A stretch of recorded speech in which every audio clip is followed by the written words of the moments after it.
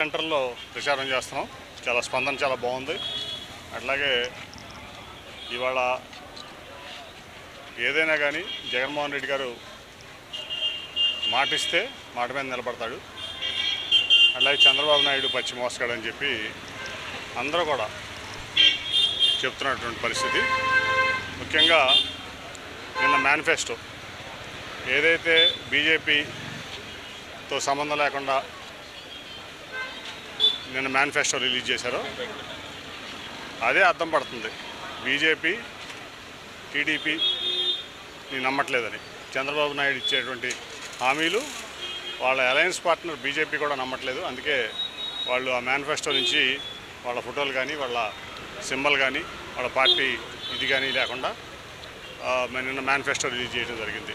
కాబట్టి అలయన్స్ పార్ట్నరే కూటమిలోని ఒక ముఖ్య భాగస్వామే చంద్రబాబు నాయుడు నమ్మనప్పుడు ఇంకా ప్రజలేమో నమ్ముతారని అందరూ కూడా అంటున్నారు. కాబట్టి చంద్రబాబు నాయుడు చెప్పేవన్నీ కూడా అబద్ధాలే. ఖచ్చితంగా వైఎస్ఆర్సీపీ బ్రహ్మాండమైన మెజార్టీతో మళ్ళీ గెలవబోతాం. సింపుల్ కేటాయింపులు